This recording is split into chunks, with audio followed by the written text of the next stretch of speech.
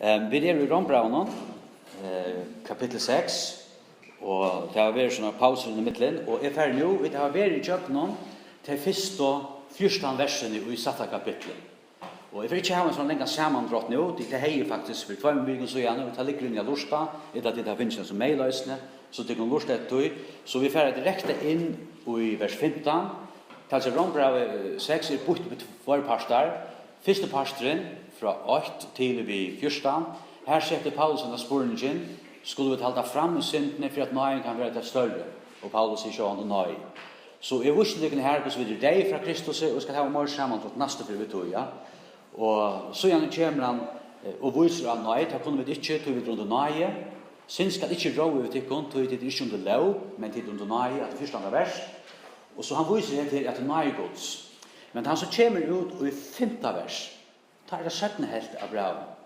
Det første viser oss at vi deg ved Kristus, vi gjør alt vi ham, men 17 helt fører sin mer praktisk inn, og han får vise oss hvor vi ikke kunne leve sin, hvor vi nøye, og han får grønne det ut. Og det fra 15 og ut. Og det versen som vi skulle ta oss om I det, til vers 15 og 16, I Rombraunen, og I atle ikke ferdig I hendan banen, men som vi ser på 4 ganger til vikene, og som vikene Østene, men da jeg kom til frutja der, da jeg sett frutja der, så følte jeg virkelig at Herren løyte meg inn på et annet spår her som jeg ikke atle affære. Og tog for at gjøre det her I det, og så for at vi gjøre vi I Rombraunen 6. Det stedet vet jeg vi Rombraunen 6 gjør. Så lett oss bare først lese til første 2 versene I Rombraunen 6, vers 15 og 16. La oss lese til sammen. Her sier det. Hva skulle vi ta hva skulle vi synda vid til at vi ikke under lov, men under nøye, men igjen så. Det han har sagt I 14. verset, synd skal ikke råve ut ikon, til det ikke under lov og nøye. Hva skulle vi ta synda vid til at vi ikke under lov, men under nøye, men igjen så. Vi til det ikke at ta I tid bjør at det kom fram, øyne som tjenere til at akta han, så det til tjenere til tog som til akta. Vær til han nu til synd, til deia, etla til luttene til rattvise. Nå, Paulus gjør nekka nu. Han vil vise okkur, alle kapitlen viser at en tryggvante kan ikke live I synd, og jeg har forklaret det, at live I synd mest ikke at vi ikke synda, men vi liva ikke I syndene. Vi ikke bare rattvistgjørt, vi drøsne høyla gjørt, god, eller Jesus for å syrja fyrir til at vi ikke kunne live I synd. Men vi ødel, fettla og kyrimiske synder, og live I synd og synd ikke det samme. Og han får vi her. Du spyrer. Ok, vi ikke under lov, alt av nøye. Ja, men skulle du ikke bare ha det frem I synden? Paulus for å vise særlig I kjente kapitlet at loven kan ikke høyleggjøre okkur. Loven kan ikke skapa rattvis I okra loven. Hun kan bare vise synd. Og du ser han denne spørningen. Og så det et som kanskje kan være synd ringt av sutja, at Paulus ser denne spørningen, og han sverar, og 16. vers, da brukar Paulus en mynd. Vi leser 16. vers 1-3. Vi tar det ikke, at ta I tid bjør at det kom fram og noen som tjenere til at akta han, så det til tjenere til tog som det akta. Vær til han ut til synd, til deia, etla til luttene til rattvise. Legg mest til hva Paulus sier I 19. verset. Han sier, jeg taler menneskenslige vidt at holdt ikke så var. Så Paulus teker en mynd her. Han teker en vind. Det første vi må rette her på en, det ikke bare en feil som Victor gjør, nesten de fleste omsetningene gjør en feilen her. Året tjener jo her, det ikke året tjener, det ikke året dolos, det træder. Og alle stedene her som året tjener og omsetter året træder. Grunnen til at man ikke har kort året træder inn, til tog jeg vi vet at året træder, da vi husker om det, så det tvingsel, det diktatorer, og det noe negativt. Selv om det mange ganger ikke det, jeg får ta så mye rundt det neste ferie. Men året altså træder. Så vi leser øyne fra træd, 16. vers. Vet at det ikke at ta I tid, bjør at det kom fram, øynene som træl til at akta han, så det tid træler til tog som til akta. Vær han ikke synd til deia, etla, lutten til rettvise. Paulus heter bare 2 måler fram her. Alle mennesker som lever I hessen høyme ångsten her. Det 2 herrer, han brukar mynden her, den ene herren til synd og deia, og så hins synden til luttene og rettvise. Så det? Og rettvis hesen for han, her får han attitid, og han viser okkon hva han har sagt i 5. kapitlet, enten er du i Adam, du fyrre Adam, enten er du i Kristus. Det er bare tvei slag av mennesker.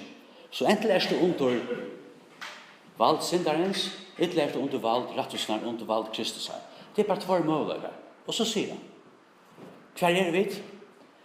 Ja, men han som tog aktar, det er løyve som vi ser mest ut under løyve, det er for å vise seg hvor du erst. Er du ser mest av synd, livet du synd, ja, men så er du synden som herre. Er du en kristen, fettelig vi kvart, kan ikke alltid leve rett, men du lever et høyt løyv, og sammen med Kristus sier, ja, men så er rettvisen løyven i herre. Så er det bare tvær måler. Og Paulus sier, jeg tar ikke seg mynden her, jeg tar ikke en menneskeslig mynd, så at du ikke kjenner til dette. Ødelig Rom visste. Jeg halte at det var 6 millioner træler i Romer, altså i Rom. Så det kjente til disse myndene. Nu kunne ikke Paulus det. Det Paulus vil vise oss at begge herredøm, synd, nu kallar det bare Jesus Kristus, kommer til å ta løte, det er ræv. Det er noe som ræv. Legg mest til hva Paulus sier i Rombran 5, lort bare, og vers 21, her sier han da i sin røvelsene, men nøkler på samme måte, her sier han, Rombran 5, 21, for at øyns og synden, dette er henne øyne i herren, for øyns og synden rådde jo i det igjen. Legg mest til, synden hun rådde, hun herskar, hun var en diktator, hun bestemmer, hun ræver, og du vil det litt, ja. Så skulle de øysene nøyen råa. Nøyen er øysene som ræver, som herskar, som bestemmer. Hun er ikke bare passiv, som vi bør velge. Nei, så skulle øysene nøyen råa ved rettvis til evet liv, vi Jesus Kristi Herre okkara. Så vi tar tvær herrer her. Nøyen til rettvise er i kjøkken Jesus Kristus.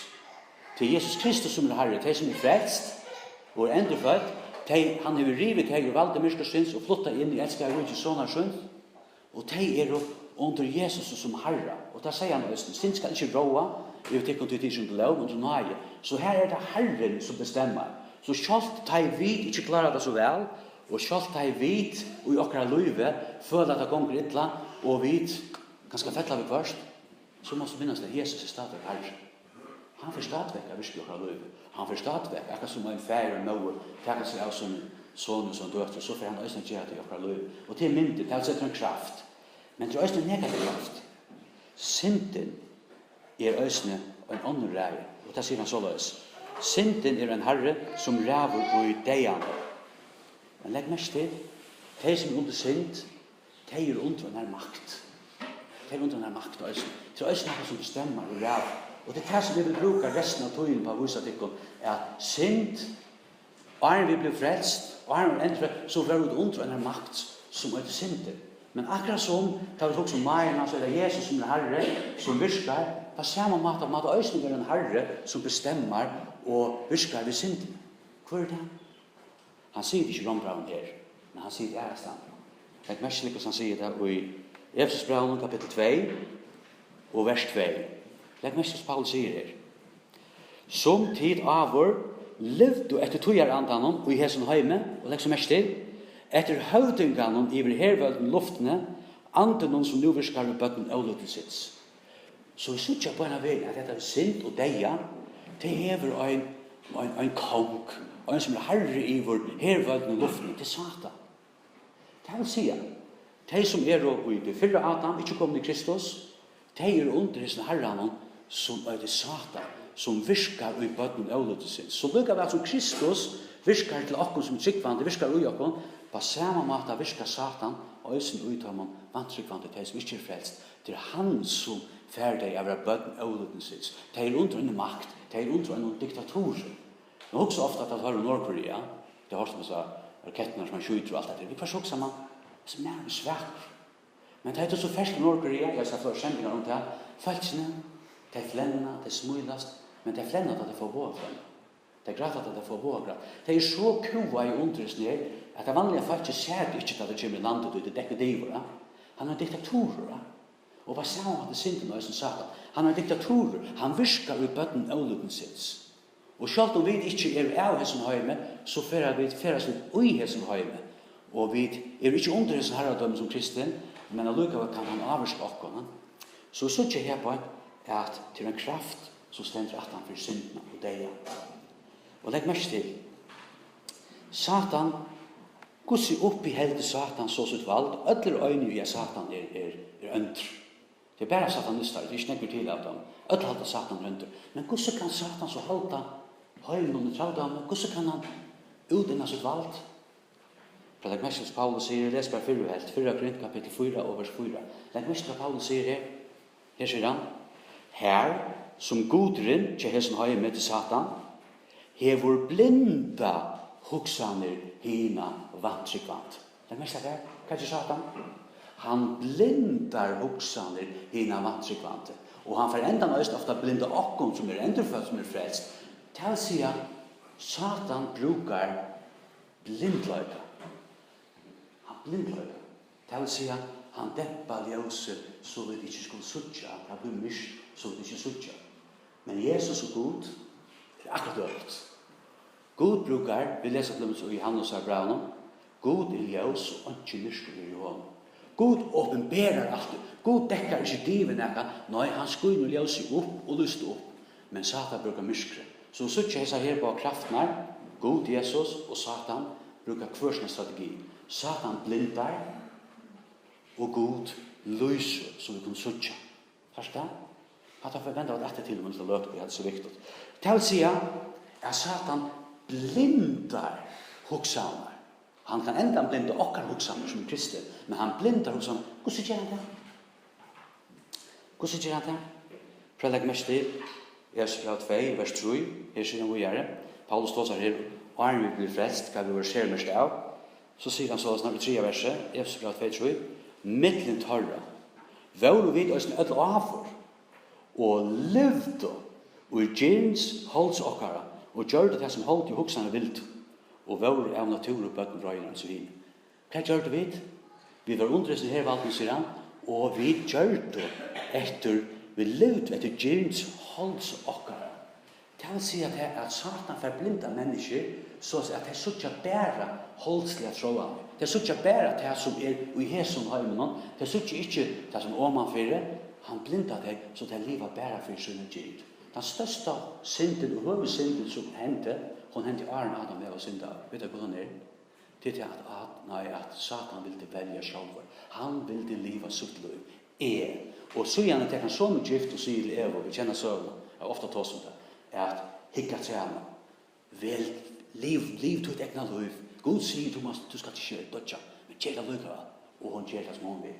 Hovedsynden at liva mot liv, som evig mot ståra Så man kan si han framprokerar etter at vi skulle liva etter okkur egna gyd. Helt du ikke rakla det? Tid som jeg vil skøye noen, da vi kommer til Jesus først av. Hva sier han med Jesus? Da Jesus sitter svenker, han ikke etter 4 dager. Come on, er det sånn gods? Jesus støyne til grei. Han kunne gjøre denne McDonald's-menu. Det var ikke Jesus det til, vet du hva. Men han kunne gjøre alt at han var vilt, ja. Men hva er det hendt som han gjør det? Så har Jesus valgt syna løyt. Han var andan og løyter, og har andan løyt og øymersk, han var frøst av 4 dager. Han skulle ikke ete. Og tog vil Satan få han at gjøre sitt liv. Hatt som Satan brukar.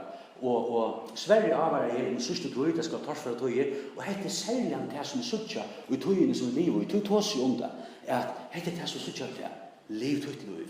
Så han blindar okkom, og han blindar menneska, og han får inn og sier liv til liv. Liv for togene gyrt.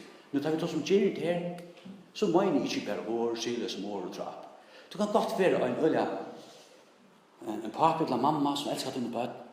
Du lever ikke litt djupt ut i synd, men det eneste du gjør det er livet er bare mine bøtt og det som gjør, det som gjør. Det er alltid. Det er ikke et liv i synd. Så snart gjør han det. Han gjør det på den måten. Han vil få åkna livet for det som er Jesus heime. Jeg vil elske åkna her gjør. Hvor? Lusta så etter. Nå får jeg lukken at det som Sverige verden. Han leser ødelse versen i 17. Timotheus brev. Jeg skal bare lese 8 vers. 17. Timotheus brev kapittel 3 og 4. Her det Paulus sier at sørste tog skulle komme torsfra togir. Og hvor det torsfra togir? Til Paulus sier til mennesker skulle være gau i sin sjål. Og så penika kærleik. Og så tjener han ørdan lista nere etter. Og så han kommer til 4. verset, så sier han så løs. Svika full, hugsun leis, uppblåst. Og så kommer det som hugsun. Sluig som elskar lister sunar, møyra enn de elskar god. Så nu? Det är Satan inte. Han var ett öliga väl. Hvis jag får falsk bara leva för händan hem. Hvis jag bara lever för händan hem. Hvis jag bara lever för det som nu är. Hur ska det vara? Synd så själva. Det är så det innebär till att du först älskar listestunder mer än du älskar Gud. Och det så låter Satan heldur höjden i tralda. En människa, du blir träler av din egen gärd. Samtidigt som du är blind och du kjært, du är träler av att göra det som hessen höjden säger. Och hva enda händer øysene? Det händer øysene til at hvis de som lever som gjernt, og så tar vi stek om møte, og hvis de har en anmenning, ikke gjør hatt der, så hokser de, hva skal Gud møte oss ned? Gud ønder.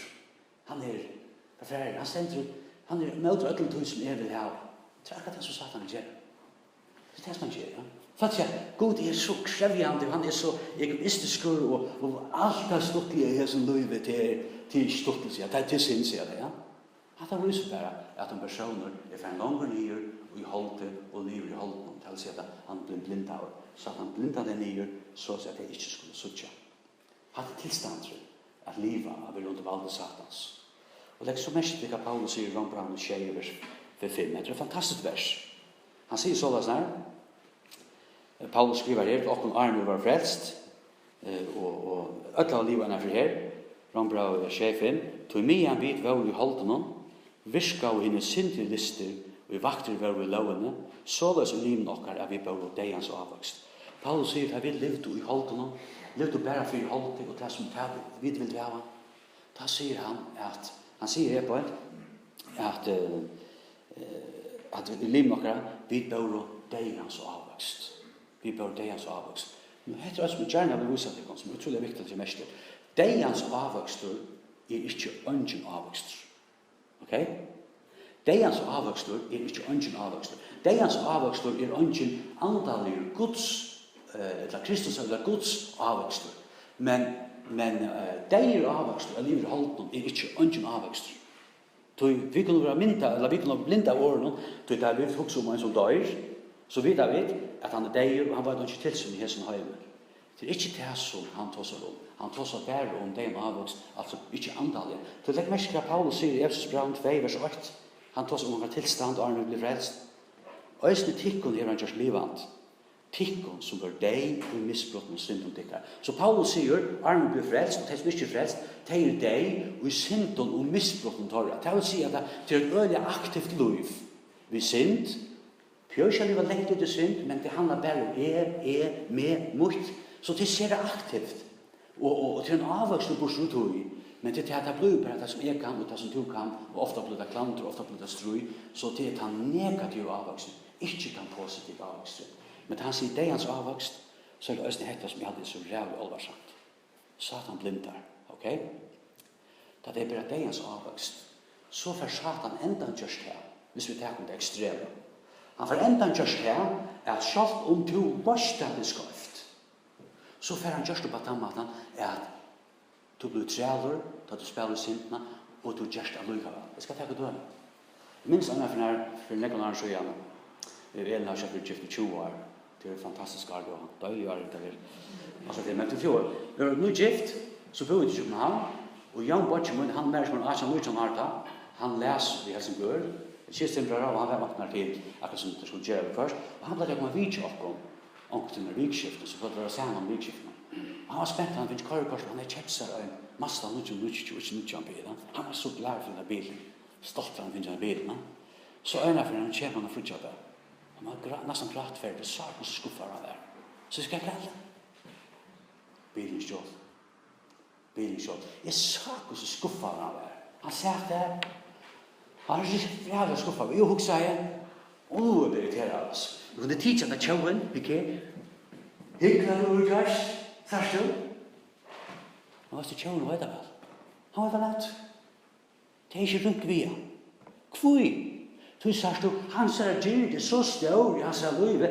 Det har gruppers bilen her på en, jeg legger ikke i kjenslen av kjell. Det kan godt være at han kanskje fra grata det sinter, jo, at det sinter, men så ganger han tog, så skjer han atter. Du ser ikke hvordan sinter det er, hvordan ferdig det er, at han begynner å stjæle, og han legger ikke ut det, om kjenslen sin, jeg vil ha dette.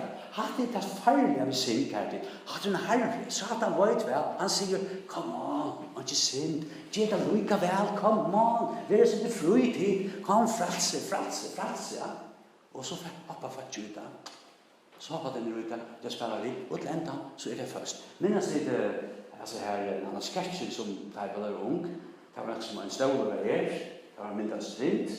Och så hade någon henne att spela i närmast stol. Det som var ta mycket spelare sent man. Men så ändan så satt han stolen. Så han fast, slapp inte. Öde gå, man säger, ett gott ram. Och det är så sent inte. Att det fettlan så Satan inte. Det har så det hans avväxt i ösnen är att du särskilt inte konsekvensen. Om du särskilt konsekvensen så görs det där lika väl. Så görs det där lika väl. När man tar nära mitt, som är öliga viktigt. Vi ser ju mitt testament ner. Så där, jag är den blir gift, men anjo var det att det bara mint. Och mitt i hela så begynner jag arbetsplatsen. Det är inte nog så samma där, men det är en annan arbetsplats. Så begynner jag att lystra vid en ära dam. Så stort land, så fattar jag för det och så jag också vad ska jag heter bara först. Så kom jag så det gör man så då. Men så inte vad är. Nu begynner jag att ta så mycket som kaffepausen och så kommer nästa stad. Så kommer jag ner så. Nu kan jag inte känsla att så är det ganska en känsla samvara. Kanske det är uttryck med det. Vad det kallar också en sant. Ta ger vi mig ljus där på ungen man vill ut. Det fast det uttryck så ska ungen vill ut och kvit in sen vidare det ska. Men det gör det lika väl. Synda till griv. Och jag startar här. Jag tar så flera folk med stenchen här. Och men jag startar här på, ja men allt måste rymma fred. Allt måste att jag kan gå ut och att så boas. Det måste. Men det kan jag lucka. Men så kommer ofta nästa punkt. Att det ända blir nödt till att fara runt och se. Jag vill uttrycka det för fram där och se där runt och se Agnes. Pui. Du synd binder oss. Hon binder oss ner och hon ger det att vi blir bunden av det. Och det är inte bara en passiv kraft som jag väljer. Okej, jag säger ja och nej. Folk säger ofta när människor är fri. Nej, människor har en bunden vilja kärtid. Han är bunden av synd och då är det så allvarsamt. Och då är det så farligt visst här. Det har blinda ner och det har spalt upp handomata och så är det. Alltså en herre, alltså en kraft som är i samfunnet Jakob. Och vi ser det så gärna. Jag också är om folk som är fattiga i alkohol och annat tydligt. Tänk en enda så gör bötten grata framför sig. Och tänk en säga, ja vi är färdiga, men det klarar sig inte. Alldeles. Synd är kraft. Vi tar så näck för lite om synd. Näck för lite om fylsning av synd. Kärlighet, vi må vara värd, självt om vi är ändrefödd, självt om vi är frälst, så lever vi den höjme som kvant han är vid öjnasta. Jag vet med det ofta tar jag kort bild till bostad där folk snackar med det. En kona med det. Folk snackar om tjunaband. Här säger en kona när men är ju tjunaband så långt det är fina på bruk. För jag tror tjunaband är med så skrattig. Vi lever just det. Vi höjre, kvant han är vid öjnasta. Men så att det är jävligt farligt. Hvis vi ikke har en kraft som skal ta som nast for, og et samfunn av Gud, et samfunn av Kristus, her er vi først halleluja, jeg elsker det Kristus, så fantastisk. Hvis vi bare lever her som har en møte i Hebron, og tøyner som man kan komme her, ja, men så er det en vandabølg, av fettelig ut og sintene. Egoismen er det fineste, det er fralse, sier folk da. Det er fralse. Hva er det gale vi at for menn og sånn. Hva er det gale vi er? Det generer ikke mer. Det generer godt. Er det? Du kører på en eller annen. Og så ræver vi, altså, er du truslagt av det. Og det tror vi lever fortsatt hans land. Det er ikke det, det er veldig på en eller annen. Og tror jeg det så veldig viktig å vise tingene som vi lever i, og som vi færre inn i etter her, at synden hon degens avvokst, vi sørger ikke konsekvensen av synden. Jeg husker om Samson. Bruk som Samson. Vi tar lille. Hon prøver, hvis det binder med såsene på toven. Han vet det. Hun binder han. Og han sier, du binder med såsene på toven, så kan vi ikke. Hun binder han, så midt i døyla, så sier hun, hei, Samson, for listeren er av der. Og han smuler det, han vet det. Og han, det er akkurat som ønsk. At det hender hadde trutja fyr. Han vakner for jeg fyr. Han vil fortelle henne Samson er Nazarier. Det vil si at Nazarier lyfte, du skulle ikke trekke vøy, du skulle ikke klippe hår. Kraften var ikke hår, det ikke det. Men jeg blir så vanlig med oss og klipper hår, og så blir jeg øvrig med god. Og hun blir via naken, hun blir via naken. Og det er så synd ikke. Naken. Han heldig med spill til enda blir Samson så kjøtt. At han ger liv. Han sier, okej, hvis du klipper her i hammer, så jeg som en vanlig nav. Og han legger seg, hun savner i fengsel til ham, og hun klipper det av. Og nu kommer flistrene inn. Samson, vakna, flistrene at. Og han, det stendte enda sånn, han skulle gjøre akkurat som avhør, han rød seg opp, men han vanlig nav. Han var ikke kjørst. Han overgav seg fri vilja. Hver jeg leser Bibelen først, hver jeg leser søvn Samson, så husker jeg, avferdig etter en veldig mynd av synd. Hvordan kunne han være så tapelig? Du synder en kraft. Hva gjør det? Tar bindan, tar stikke egin. Han blir blind. Han tar akkurat det som synder ikke. Det rævlig oversatt. Det rævlig oversatt. Han stikker egin jo, så vi ikke suttja. Så vi suttja på andre måten. Det rævlig oversatt. Hatt et han øyne i Herren, som er synden, og hun er deia med seg. Det vil si at hun er deia så så særlig ikke konsekvensene av synden, og enda med øystedet, det var fortaping, det var borste for god. Det er jævlig oversatt. Nå, hva er det så oversatt her? Hvor er det så oversatt? Du sørst jo, det som jeg gjerne vil lese den her på, minst det, som sier Jane, Satan, han bruker mysker. Han teker konsekvensene og fylsene borster. Men god er ljøs og ikke mysker i hånden, han kan jo ljøse opp så vi suttja konsekvensene, så vi oppløse så vi kunne suttja. Nå, det som vi gjerne vil vise her, det er at det er nekk mennesker som sier østen i det, og at det er øye dominerende i middelen fløyre av det. Det sier vi det kvart. Og i det skulle vi ikke ta som synd. Vi skulle ikke amen om synd. Du sier, mennesker, de vil ikke høre om synd. Og de vil ikke høre om det, og de vil ikke høre om sitt ting. Tog er det at vi skulle bare ta som kærlighet av Kristus, så vi skulle bare ta som Guds, og ikke røyne affære inn og ta oss om sitt ting. Vi skulle få dempa det ned. Men hva er det troplassen her? Legg mest til Paulus sier ved Timotheus, 17. Timotheus brev, kapittel 2, vers 25. Paulus har avværet Timotheus at flytja fra ungdomslisten, og så viser han hvordan en mavergods, eller en kvinna, skal være. Og han sier her i 17. Timotheus 2, 25. Her sier Paulus ved Timotheus, han, altså som mavergods, skal være spekfør. Heve er tøymon som setter seg imot. Det som setter seg imot sannlaga. Så kommer det. Kanskje god til øynefer under den omvending, så de kommer å kjenne sannlaga. Legg meg ikke til, det ligger slett ikke. Ettersom, det ligger ikke til synderen om han vender vi eller ikke. Det ligger veldig ikke god til om god djever synderen omvending. Det er bare god som kan gjøre omvending liv. Og tog er det så veldig viktig, at vi skal ikke huske så rævende jeg om, og hvis de har hatt der om sin, så flytter de, men det er ikke huske om, det legger meg ikke til god som gjør omvending. Det er han som undertar med omvending til liv. Legg meg som han sier det, det kan vakne ur, 25, han skal være spek for å ha vært høymann, og som setter seg mot det, godt nok spek for det, kanskje god og en for undertar med omvending, så de kan komme og kjenne hva. Sannlaga, ljøse, sannlaga, så de kan skule opp, så de kan suttja, hva er det rett og fest. Hva er det Satan? Han bruker mysker. Han bruker myskers metod. Han dekker og diver, han ikke skulle dødge under det etter trem, det skal man godt vel. Så han dekker nye og tekker fylsene av bort. Det er ikke god, ikke. God sier ikke, jeg kan nå skal du færre ut, ikke ta seg om syndafallet, og ikke ta seg om synd, samtidig eller ødelstingene, det vil jeg ikke høre. Ja, men de vil vakna opp, så de kunne søke sannløyga. Det er akkurat det som skulle skje. Og de vil fortelle sannløyga. Ta er det god opplyst dem. Ta er det bevisst om hva synd virkelig er. Da er det veldig viktig å innhøyde en barde, at som det østlig er, det antallige barde er 6. Og vi vet at det er at strategien under krutje er veldig viktig, at du kjenner sin strategien at jeg får ikke.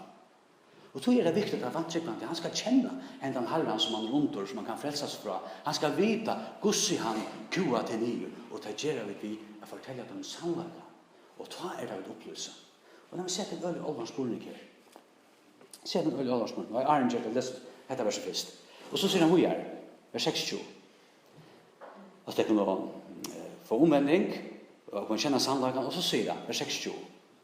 Og kunne vakna, det er mest til. Det er sova, det er så ikke.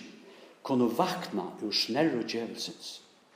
Tog av honom er det fenga til å gjøre vilja hansara. Sørst du? Av snerru, av fettlu djevelsens.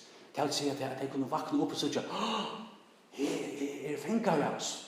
Det är så viktigt att amen och synd och säga, ja men du kan gott försöka din synd, men troblösningen är att det är dig och det är förtäken bort. Vi må inte avvara dig om att det är så att det kan vakna bort ur sammanhang. Jag måste säga att det är bort. Kunde vi tjöt för ögonen om att det heter Orgods. Allt heter Orgods. Jag förstår på den där. Och det är sannlöst. Skjønner du? Og det er mer relevant jeg kan fortalte. Det vil si at det hver skal bestemme, eller vi kan spørre også, det nækka fra hesepermen mot hesepermen som ikke godt for vantrykkene å høre? Det nækka i hesebøk som vantrykkene ikke tåler å høre, hvis det ikke er bostor, hvis vi ikke gjør en sannlagan hesebøk? Hvis han sier, ja, så spør jeg kvett. Hvis du sier det og det, hvor gjør det myndelaget eller det? Egentlig er det sannlagen, ikke sannlagen. Det er nemlig at det som er så rævlig farligt, da vi vidfærre inn, og vi bestemmer hva vi skulle prætka, og vi ikke skulle prætka. Egentlig prætka, det heter det prætka ikke. Og tog er det alvarsamt. Da jeg faktisk sier, nå, hva skal vi ikke prætka dette? Vi skal ikke plåse om døgn, vi skal ikke plåse om helvete. Vet du hva hender her, hva? Satan, han klærer seg ut som en løse sannsyn.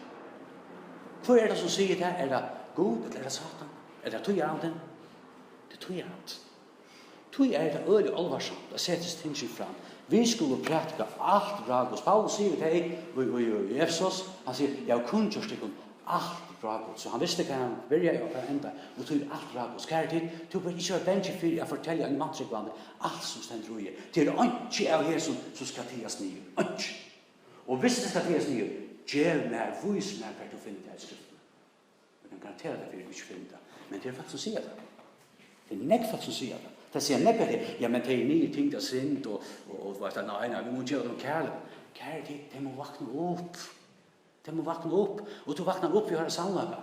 Det nytter ikke tiden ikke. Søkker og alt det her. Og her ligger det når folk sove, og vi vet at kjenner søvn, han fer liv og alt gjør det. Og han sier, vi må forverse det. Falt. Det så vel. Vi skal verse det. Sjølvande verse det. Tog til for å drukne. Og det er det som oppgaven er som jokken er. Det er et skip som søkker spekler ned. Vi får aldri frelse hentan høy. Men vi kunne frelse nøkker ut av hesten høy. Vi har prætka samlagan som menneske. Men vi spiller en spurning. Hva stender du og hesten her? Er du en som heldig til at jeg tror først ut arbeids, så vil du være cool, og vil si at ja, men jeg har en listeskaft av samtidig. Hva gjør du? Det første måte så god sier. Hvor heldig du det være? Har du? Da er du slekt myndlagan hvor god er, du ikke legna myndlagan. Det er rævlig alvarsamt. Du kan ikke bare prate nøkker vers og alt det der. Det er rævlig alvarsamt. Jeg mener enda ved hesen. Det er mest av Paulus sier, i 17 Korint, vi da leser jo etter 4. verset, nå leser vi et annet vers, 17 Korint kapitel 4 og vers 2. Det er mest av hva Paulus sier her i Korint, 17 Korint kapitel 4 vers 2, sørste verset. Her sier han, nei, sier Paulus, vi har sagt at hun leiser fra hennes skamlige ligøt, og genga ikkje fram vid svitjen, og i heldur handfæra vid årgods og ærlige. Vid handfæra ikkje årgods og ærlige. Nei, vid legg mest til årgods, vid handfæra årgods, altså alt årgods, ikkje bare parstar alt, ærlige. Nei, vi er leggja sannløgnan, åpnan fram, tala vi til sammenskå hverst menneska for asjangods, og be at jeg takker med dere. Legg mest til, vi har årgods, og vi legger sannleggen og årgods åpe fram. Ikke dekka ned som sammen, nei, vi legger det åpe fram. Hvor? Så løsner at vi kunne tale til samviskene til folk. Ja, så nå ble slina samvisker. Det har vært ikke det har vært dit, folk er dotter nye, og det har gjort oss en sint av det. Vi synes ikke det ikke det. Hvor? Det folk tår ikke gjøre det. Det tår ikke gjøre det. Vi prater ikke sint. Vi får ikke inn i visaget. Tog suttja vi så får omvendinger. Er det samfunnet om at det så løs. Vi skulle bli sammen og åpne fram. Så kjære tid, hvis du er her, og du slår der ut omstående, hvis du helt rett skøyft, vent vi. Og jeg får si at det er rett. Det er folk som sier, ikke tassa, ikke tås hatt, ikke tås hatt, blæka deg av talarstål, og ikke gjør opp. Det er livet der. Det er rævlig alvarsamt. Det er ikke gjør det. Det er alvaret som vi har her på. Jesus var ikke bare milder og bløyer, han tar til øyne på i samlagan. Så at han her i Herren synden en ometalig herre og tjena. Hon fer vitt der, ja, hon føles vel I fyrstene, men så blir du bundet, du slipper ikke leise. God kan gjøre det omvendig, og om du vil vende vi. Det rævlig oversamt. Så hatt var den øyne herre. Så hvor stendt 18-4, til han sier her i Jan 6, det Satan, synd og deg, det rævlig oversamt. Til okkar oppgave og øsne av avhøre folk om dette. Måtte Gud sikne okkur. Måtte han give okkur dirve, kraft høylig andans av vi tåra. Selv om det må en ikke, jeg skal kunne gå til folk som synda. Men jeg har så ofte sett snakka ut folk, og det har tås av folk som at de rymmer fra konen, så sånn tålet. Da sier jeg skal gå over det, eller konen med meg. Ikke gjøre det. Så viser de meg fylkene. Jeg viser de meg fylkene. Hva for henda ut av liv? Hva så for henda? Det skulle vi da østene gjøre. Vi er salt og ljøs. Skulle oppenbære. Som venter vi, som venter ikke vi. Det er også noen oppgave, en parstræt av et år. Hvis en person som kanskje fytter som gjerne han han samtidig alt det, vi skal ikke galve etter honom, vi skal ikke bøyde etter honom, vi skal bli spæk for han etter, så sier han, jeg er helt ut I skrift. Dessverre, jeg har ikke meldt den personen, men Guds ord sier at det skrift. Og Guds ord sier enda det. Det som dette så bruker man naturen. Det for helvete, det for fortapt. Vi må tåre her tid. Og så tås det sammen, og så blir folk også amen på mistinnsene. Nå gjør det kærlighet, ja, men det ikke de som kærlighetsfull, som omgang til amen og synd. Det kraftig I Kristi. Måtte Herren gjøre dere det, la be sammen. Gav vi mye ferie, vi prøver å takke deg for vårt som livet. For jeg minner dere om at vi er nødt til å ha et daglig samfunn av det. For vi lever I en høyme som er fotler og synd. Og vi lever her ferie, og han som heldig seg stand, så ikke til at han fettler ferie. Ikke fettler. Då får jag ju dirve att kunna vittna om det. Om en kärlek, men det kan också till de människor som inte vill jag söka det då. Vi vill bara just för sannolikan för hjälp och vi trofast att bära sannolikan fram med kärlek. Och det kan nästan bli efter för att du vet inte upp till allvar människor och för som lever I bis innan jag att du ger och dirve att kunna bära evangeliet fram. Det är bara salt och ljus så folk ska hitta ett rockra liv. Och för vi öll fettla. Men låt oss välja gjort okra synd og välja livet til og ta bi av din helligdom. Så jeg legger så snart, kan ønstakke mot dine hender og østas som bøttene har vært. Sikkert om du kan hese vikene. Hjelp oss som vi ferdig ut på missionsmarsjene manadagen, gjør oss dirve til å vittne og at fortelle øren som underfottet to verst og Jesu navn. Jeg takker deg for alt. Amen.